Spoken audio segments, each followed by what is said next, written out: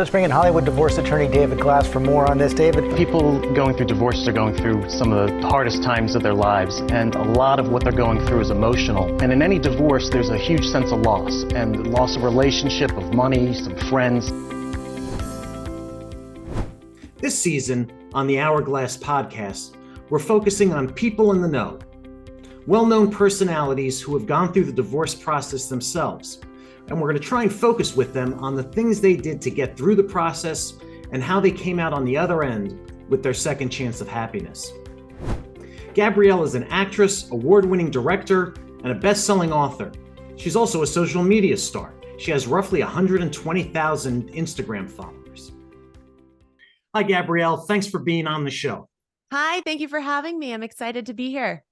If you will, tell us a little bit about your relatively short-term marriage that ended in 2017.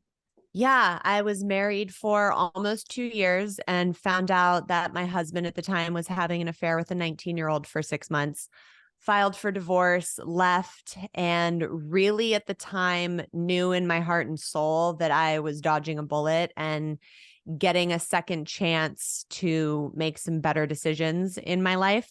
And that was the first of a myriad of things that happened in 2017 that set me out on a different life path.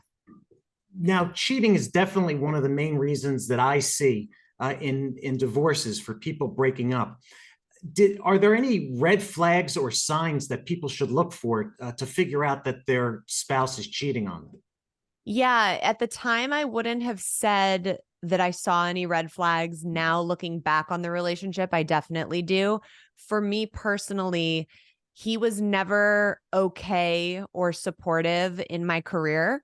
It was always a struggle when I went away to go work as an actress. He was very, very jealous. And oftentimes when people are jealous and wanting to control the situation, it's usually because they are doing something that's not so great. And that was very true in my case. He also was very particular about the way I looked, what I wore, what I didn't wear, and had a lot to say about the things that I did and the people I hung out with. He also wanted me to give up my career as an actress in order to financially take care of me, which was the beginning of him trying to have control over me financially so that when I did choose to leave, I wouldn't have been able to do that. So things like that, I can look back and say that those were big red flags that I missed. Wow. So while that was going on, that must have been pretty incredible pressure on you. He's trying to bend you to his will. Yeah, it was very much so like trying to make me into his ideal person when he knew who he was marrying and who I was when we met and got engaged. And luckily, I was just not the woman to succumb to that. But unfortunately, there are a lot of relationships where control starts to happen early on and you end up losing yourself because of it. Yeah. Now, when you actually figured it out that he was having an affair, how did you handle it? Did you confront him? Did you plan? What did you do? So I write a lot about how I found out in my book, but it was like a string of events that happened in my private detective skills that uncovered everything. And when I found all of the proof, I knew that I was going to get a divorce. There was no trying to stay and work through anything. It was done for me. So I hired a lawyer. And when he came back from a 2-week work trip, which I then found out he had taken his girlfriend on, I had a process server that was waiting to hand him papers and basically was like, look, I know everything. And this is what's happening. And I handed him the papers. We had a really brief conversation. And then I drove away from the house knowing that I had just like completely dodged a bullet. Yeah, absolutely. And so how did you get through the process of the divorce? Was the process a long legal process or a short one? Were you able to reach any sort of agreements? How did it work for you? My divorce took about a year to be finalized, which is actually relatively quick. Actually, it was a little under a year, probably 8 months. And it was more expensive than it needed to be because he fought me on everything. I had hired a family law attorney, as you do when you get divorced. He had brought on a criminal justice attorney that was working for him for free because he was friends with him. And so they just fought me on everything. And it was really silly. Like, it should have been so cut and dry. We didn't own any assets together. We were renting our house and each individually renting our cars. So there was nothing to really argue over. And eventually the papers were ready to be signed, and his lawyer came back to ours and asked me to give him the ring back that he had proposed with. And I responded, "I'm sorry, I sold it and went to Europe, and let's just sign the papers." Yeah. God, there's always one more thing when you're dealing with those types of people. Always. Is there anything else you'd like to add for our viewers who might be facing a cheating situation, suspecting it or confronting it right now? Yeah, like, know your worth and don't allow someone to manipulate what you know you should be doing. Like, don't stay in a situation just because you don't want to start over because you're scared to leave. I thank God all the time that this happened the way that it did. Once I found out about the cheating and left my marriage, I met someone shortly after that. We had this kind of whirlwind romance, and he invited me on a trip to Italy with him. 48 hours before we were getting on the plane, he told me he needed to go by himself and broke up with me. And I was absolutely devastated. He broke my heart like my ex-husband never could have done. But I decided to go on that trip solo, and I did 6 countries over the span of a month. And I wrote my book, Eat, Pray, FML, about it. And it completely changed my life and my career.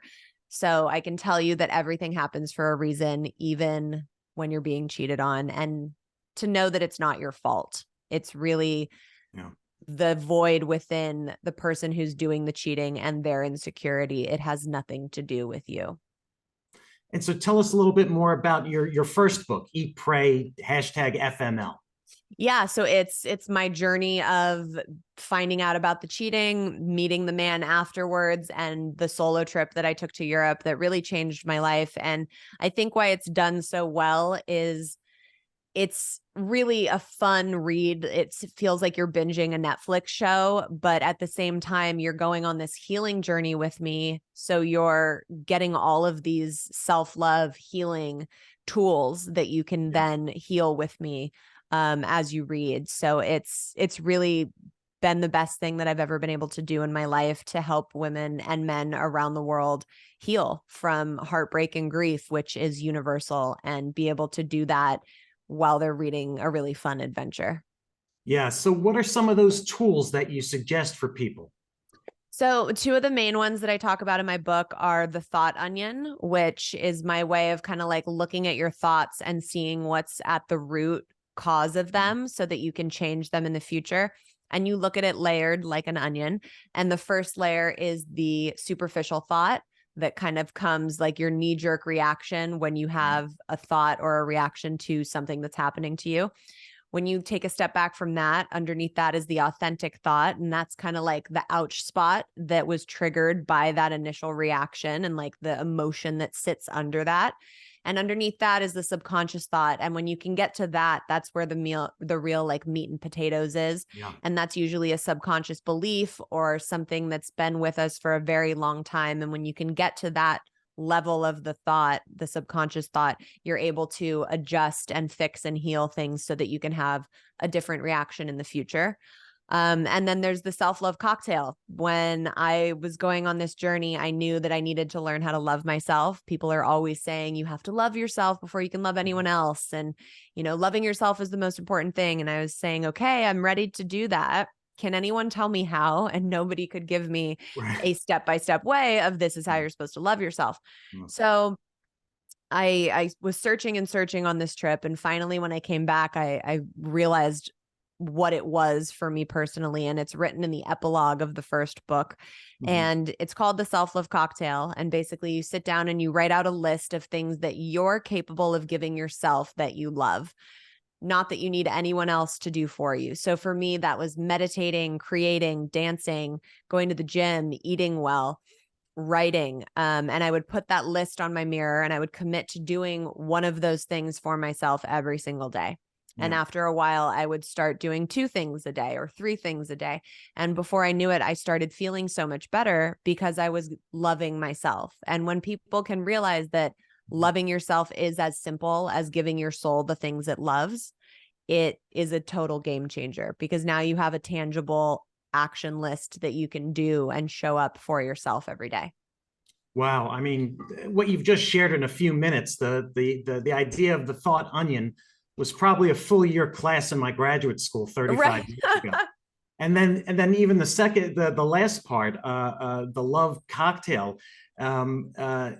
really, really great advice for people to use to change their lives on a step-by-step basis. You can't jump right into it, but the way you describe building up to it, to feeling better, really outstanding.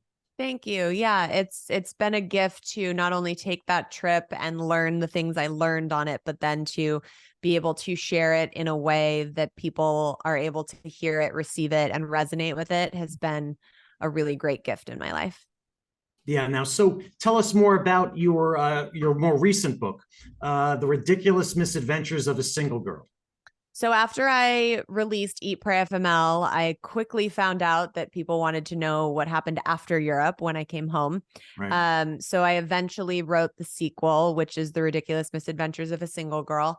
It picks up exactly where Eat, Pray, FML leaves off, and it spans 2 years of my life after I come home from Europe. Mhm. So it's kind of like the completion of that journey. And it's got, a lot of chaos still, a lot of wild adventures. I take another solo trip, this one by choice. And really, I've gotten so many messages about the second book that people have been able to see themselves in it, and some of the back and forths that were happening and some of the traumas that I uncovered. So it's been really fulfilling to be able to kind of close that crazy chapter of my life as I move into this new one. Great. Now, you used an expression, your soul-defining journey to the other side of the world. Mhm. What did you mean by that expression? I think by that time I was in a relationship, in and out of a relationship, and kept going back and forth. And I kept saying something was missing. And Mm. I thought it was something missing that was in the actual relationship with this person. And going to that second solo trip, I went to Vietnam, Thailand, and Bali. And by the time I came home from that, I realized and discovered that there was nothing missing. What was missing was me. And I Right. needed to find my way back to myself and really know my own self-worth and love myself before I could feel whole in a relationship. Yeah, absolutely. I mean, when I got remarried 15 years ago, my father gave a speech at the wedding, and he said the success of his wedding with my mother, which is over 60 years at this point, Wow, that's is not great. only finding the right person, but being the right person. That's right. And that That's captures right. almost the same idea that you just described. Yeah, I love that. That's very true. I do think that you can heal in the right relationship, but when you can come to the table knowing who you are and feeling whole, it definitely helps. Yeah. Now, what else is going on for you in the world of entertainment? So we're in the very, very early stages of starting to discuss taking Eat Pray FML to the screen. So that's really exciting and would be a total dream to see the story in that capacity for me. Yeah. I also have a self-love healing journal that's available on Amazon and on my website. I don't know if I can cuss on here, but it's F off, I'm healing. Yeah, absolutely. And it's a journal that has a bunch of prompts, and it's really me taking you step by step through how to unravel a lot of the trauma that life throws at us. And it's not just relationships, it's forgiveness and different pain. And it's a really kind of like one-stop shop for people that are ready to go on their healing journey. And I'm starting to travel with my followers now. We're starting to book different trips where Oh, wow. my followers can come travel with me and take their own kind of like Eat, Pray, FML journey. So that's really exciting too. Amazing. A lot of transformative work being done. Yeah, all fun stuff, all good stuff. And I just gave birth to my son. So I'm like in total mom mode right now, and just kind of nesting and loving that new chapter in my life as well. Well, congratulations on that. My Thank next you. question was, I understand you're now remarried. Yes. Who are you married to, and how are things going? I'm married to a wonderful man who people came to love by reading my second book, because he was the one that I was back and forth between. So spoiler alert, I end up wildly happy. But we have been together for 5 years now. And my son was born 13 weeks ago, and Wow. it's been incredible to experience that new chapter with him. And he's so wonderful and so supportive. And it's been really awesome to see how many of my readers have come to love him by reading the second book and by hearing him on my podcast. So it's all in the family now. Yeah. Now, taking a half step back, how did you make sure that your husband, when you met him and you were dating him and you were getting serious with him, was the right guy for you? I really took my time. We were friends for 2 months before anything else ever transpired. And like I said, he came into my life when I was very not healed. So there was a lot of back and forth and a lot of me second guessing things. But I feel really strongly that relationships are mirrors and they come into our life for a purpose. And that's either to learn a bunch of lessons and move on to a different person, or to really heal and grow and change with that person. And he very much so was that mirror for me. And we were able to heal a lot of things individually that then helped us grow together as a couple.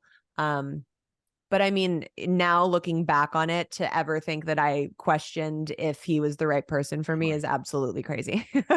Right. Again, the hindsight's always 2020. Always. At a failed relationship, or looking back at a successful relationship. Right. Every time. And, like I get a lot of DMs from my readers that are asking, how did you have the strength to get into a new relationship? And weren't you so scarred from the first two that kind of like blew up in your face? And I always say, two things are going to happen when you get into a relationship. Either you're going to be wildly happy and in love, or you're going to get your heart broken, and it's going to teach you a lot of lessons, and you're going to grow into the person who is going to attract that wonderful human that you want to be with. And both of those are well worth it. So you might as well take the jump. And the alternative of being alone isn't really an alternative, is it? Well, unless you're happy being alone, which is totally great and fine. But if you're wanting to create a person to share a life with, you have to be able to put yourself out there and take the chances. All right. Well, I like to say that divorce is a second chance at happiness for people. And it sounds like you would fully support that notion. Fully support that. I am proud to be a part of the Young Divorced Club. I am proud of myself that I chose me and made the decision to walk away. I think that society often tries to shame us when we go through a divorce, and it's looked at as a failure. And I encourage people that have gone through it or are going through it to look at it as a success story for you choosing yourself, and to be proud of yourself for doing that. Gabrielle, great information. I know our viewers are going to love it, take it in and use it. Thanks so much for being on the show with us today. Thank you so much for having me. Our mission on the Hourglass podcast is to help our viewers prepare for and to get to the other side of the divorce process. Also, sharing your story about Tamor will give our viewers some hope that there is a second chance of happiness after divorce.